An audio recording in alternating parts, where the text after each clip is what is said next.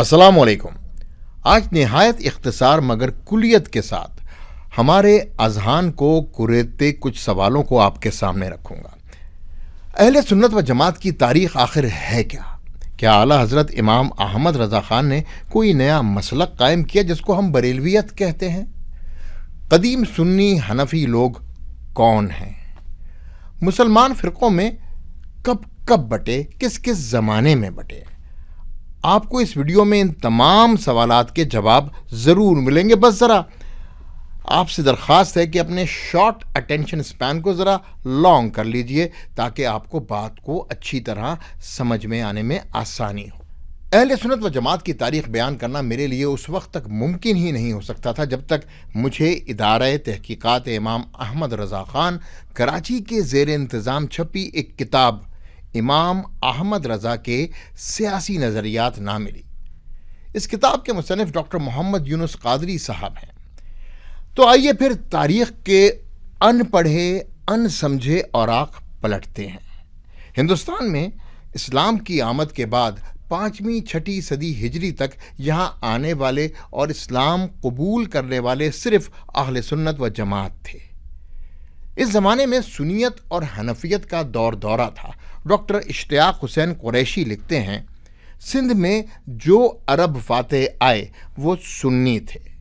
हज़रत अमीर खुसरो अपने फ़ारसी अशार में हिंदुस्तान के अहवाल व कवायफ की मंजरकशी करते हैं, जिसकी नकल करते हुए हज़रत मुजद्दिद अल-फ़सानी इरशाद फरमाते हैं, हिंदुस्तान में इस्लाम के बाद करीब 500 बरस तक अहले सुन्नत व जमात में कोई फ़िरका बंदी ना हुई।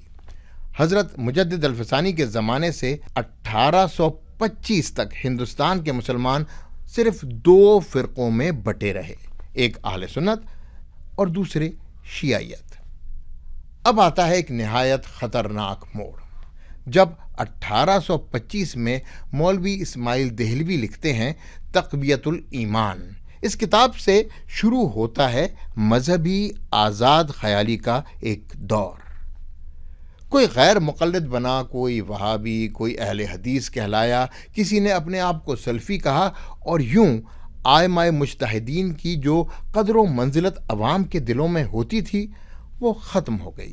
मामूली अज़हान के मालिक अफराद इमाम बनने लगे और तौहीद की हिफाजत के नाम पर बारगाह नबूवत की बेअदबी और गुस्ताखी का एक ना ख़त्म होने वाला सिलसिला शुरू हुआ जो सारी दुनिया में आज तक जारी है। तक़वियतुल ईमान पर अश्के नदामत बहाते हुए देवबंदी मकतब फ़िक्र के मौलवी अहमद रज़ा बजनूरी कुछ यूँ रकम तराज हैं कि अफसोस इस किताब की वजह से मुसलमानान पाक हिंद, जिनकी तादाद 20 करोड़, उस वक्त 20 करोड़ से ज़्यादा है, 90% लोग हनफी मसलक से हैं, 2 गिरोहों में बट गए। यूँ नजद का फितना जो शेख इब्न तमीमा और मोहम्मद बिन अब्दुल वहाब नजदी के अफकार का मजमुआ है, 18वीं सदी के आगाज़ में हिंदुस्तान में नमूदार हुआ। तक़वियतुल ईमान इस फितने के फ़रोग़ का सबब बनी और अंग्रेज़ों को मुसलमानों में एक बड़ी दरार डालने का मौका मिल गया। अगर मैं एक अंग्रेज़ी इस्तिलाह का इस्तेमाल करूँ, आप मेरी बात से यकीनन इत्तेफाक करेंगे, डिवाइड एंड रूल। बर सग़ीर में 90% सुन्नी हनफी में इख्तिलाफ और अरब की सरजमीन को तुर्कों से खाली करवाने में इस नजदी फितने का अंग्रेज़ ने भरपूर इस्तेमाल किया। बर सग़ीर में अंग्रेज़ों ने अमले बिल हदीस के नाम पर शुरू होने वाली एक ऐसी तहरीक की सरपरस्ती की जो दरअसल फ़िक़्ह में आज़ादाना रविश की ख्वाहिश रखती थी। उसे किसी इमाम और मुज्तहिद की फ़िक़्ह की पाबंदी में जकड़ा रहना गवारा ही नहीं था। दर हकीकत तो तक़वियतुल ईमान अंग्रेज़ों के इशारे पर तफ़रीक़ बैनुल मुस्लिमीन के लिए मंज़र आम पर आई और लड़ाओ और हुकूमत करो के आज़मूदा हरबे का शाखसाना बनी। तक़वियतुल ईमान का अंग्रेज़ी तर्जुमा 1838 में रॉयल एशियाटिक सोसाइटी कलकत्ता ने हज़ारों की तादाद में छपवाया और फिर उसको मुफ्त तकसीम किया गया। प्रोफेसर मोहम्मद शुजाउद्दीन सदर शोबा तारीख़ दयाल सिंह कॉलेज लाहौर इस बात की तस्दीक करते हुए लिखते हैं कि अंग्रेज़ों ने तक़वियतुल ईमान मुफ्त तकसीम की। आगा शोरश काश्मीरी लिखते हैं, अंग्रेज़ अपनी चाल में कामयाब रहा, کہ مسلمانوں کی وحدت پارا پارا ہو اور اس کی شکل یہ نکالی کہ وہابیت کے بطن سے پیدا ہونے والی تقویت الایمان کے ذریعے بر صغیر میں اہل حدیث، نیچریت، چکڑالویت، انکار حدیث، قادیانیت سمیت اکثر و بیشتر فرقوں کی بنیاد رکھی۔ اس زمن میں علامہ اقبال لکھتے ہیں، قادیانیت اور دیوبندیت اگرچہ ایک دوسرے کی ضد ہیں، لیکن دونوں کا سرچشمہ ایک ہے اور دونوں اس تحریک کی پیداوار ہیں جسے عرف عام میں وہابیت کے نام سے جانا جاتا ہے۔ یہاں یہ بات واضح کرتا چلوں کہ اعلیٰ حضرت 1825 یعنی جس سال تقویت الایمان لکھی گئی اس کے 29 سال بعد دنیا میں تشریف لائے، اور 1838 کے اس سال انگریز سازش جس میں تقویت الایمان کا انگریزی ترجمہ کیا گیا، اعلیٰ حضرت اس سے بھی 18 سال بعد پیدا ہوئے، اور فرقہ واریت کا الزام بھی انہی پہ ہے۔ سبحان اللہ۔ چلیں آگے چلتے ہیں۔ جہاں وہابیت کے اس بھرپور حملے اور اس کے عوامل اور اس کے اثرات کا ذکر نہایت ضروری ہے، وہاں ایک ایسے مرد مجاہد قندھاری پٹھان کا ذکر خیر نہ ہو تو تاریخ کو مسخ کرنے کے مترادف ہوگا۔ جامعہ ملیہ دہلی کے استاد ڈاکٹر سید جمال الدین اسلم کے مطابق تقویت الایمان کے بعد اختلافات کا ایک ایسا سلسلہ شروع ہوا کہ سواد اعظم اہل سنت و جماعت سنی حنفی سے نکل کر مختلف خیموں، مختلف فرقوں میں داخل ہونے لگے، اور اس طرح سواد اعظم اہل سنت و جماعت کا شیرازہ بکھرنے لگا۔ اس انتشار کی روک تھام اور اہل سنت کے شیرازے کو ختم کرنے کے لیے روہل کھنڈ کے شہر بریلی کے ایک فاضل عالم نے عزم مصمم کیا، اور یہ فاضل عالم تھے اعلیٰ حضرت امام احمد رضا خان رحمۃ اللہ علیہ، جو امام اہل سنت مجدد دین و ملت فاضل بریلوی کے نام سے مشہور ہوئے۔ ڈاکٹر محمد عبد الحمید اکبر پونا یونیورسٹی سے مولانا انوار اللہ فاروقی حیدرآبادی پر پی ایچ ڈی کے مقالے میں لکھتے ہیں، کئی ایسے دانشور و مفکر بھی آئے جنہوں نے مسلمانوں کی دینی اور مسلکی رہنمائی اپنی تصانیف کے ذریعے مجددانہ اور مجاہدانہ کردار پیش کیا۔ ان مصلحین میں مولانا احمد رضا خان فاضل بریلوی نامور ہوئے۔ امام احمد رضا خان سواد اعظم اہل سنت و جماعت اہل سنت سنی حنفی مکتب فکر سے تعلق رکھتے تھے۔ خود دیوبندی مکتب فکر کے مورخ سید سلیمان ندوی حیات شبلی صفحہ نمبر 8 پر تسلیم کرتے ہیں کہ تیسرا فریق وہ تھا جو شدت کے ساتھ اپنی روش پر قائم رہا اور اپنے آپ کو اہل سنت کہلواتا رہا۔ اس گروہ کے پیشوا زیادہ تر بریلی اور بدائیوں کے علماء تھے۔ مولانا احمد رضا خان نے بڑی شدت سے قدیم حنفی طریقوں کی حمایت کی۔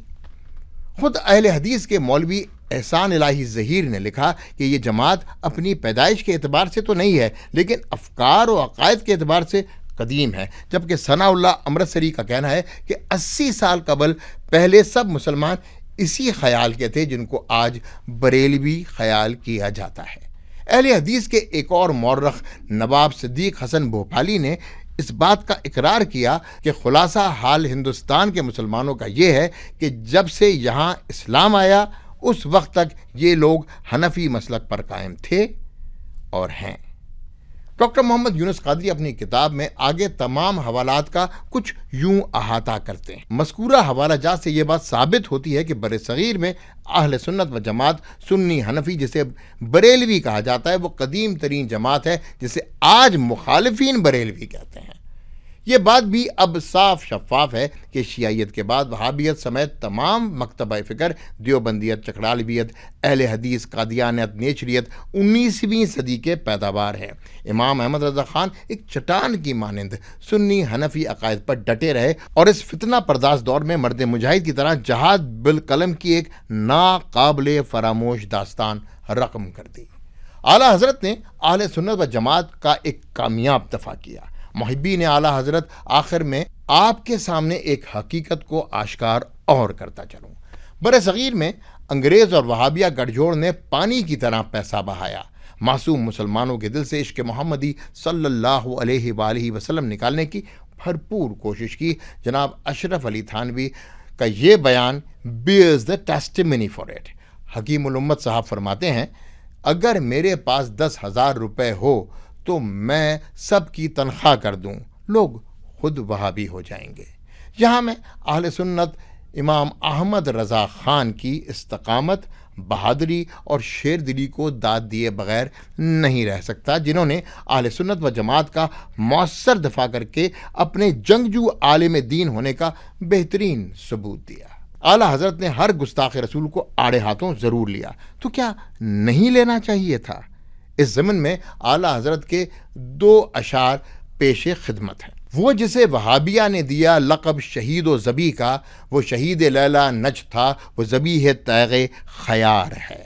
ہمارے پاکستان اسٹڈیز کی کتاب میں جس طرح سید احمد شہید بریلوی کو کہا جاتا ہے، وہ دراصل وہابیہ کا دیا ہوا لقب ہے، اور تاریخ کی درستگی ملحوظ خاطر رکھوں تو بتانا ضروری ہے کہ سید احمد بریلوی غیور پشتونوں کے ہاتھوں ہلاک ہوئے تھے، کسی سکھ نے ان کو نہیں مارا۔ اگلا شعر ہے امام احمد رضا خان کا، یہ ہے دین کی تقویت اس کے گھر، یہ ہے مستقیم صراط شر، جو شقی کے دل میں ہے گاؤ خر، تو زباں پہ چوڑا جمار ہے۔ یہاں اعلیٰ حضرت نے تقویت الایمان کے مصنف مولوی اسماعیل دہلوی کے اوصاف نہایت باریکی سے بیان کیے اور تقویت الایمان کو شر کا راستہ بتلایا، اور ساتھ اس شقی القلب کے دل ایک بڑے گدھے کی موجودگی کا ذکر بھی فرما دیا۔ گستاخ اللہ اور گستاخ رسول کو ایک علمی خراج تحسین پیش کیا گیا۔ تو محبین اعلیٰ حضرت، اب آپ کھل کر مجدد دین فاضل بریلوی کے خلاف ہونے والے پروپیگنڈے کا منہ توڑ جواب دیجیے، اور وہ بھی اعتماد کے ساتھ۔ اگلی ویڈیو میں آپ کو امام صاحب کے سیاسی نظریات کو آسان پیش کر کے آپ کے سامنے رکھوں گا۔ ابھی تھوڑا سا ہوم ورک بھی کر لیجئے۔ امام صاحب سیاسیات میں کمپیریٹو پالیٹکس کے ضمن میں ڈیڈکٹیو میتھڈ آف ریسرچ کے قوانین کو کیسے لاگو کرتے ہیں؟ اگلی ویڈیو تک ان دونوں اصطلاحات کو سمجھنے کی کوشش ضرور کیجیے گا۔ انسنی باتیں، جواد رضا خان۔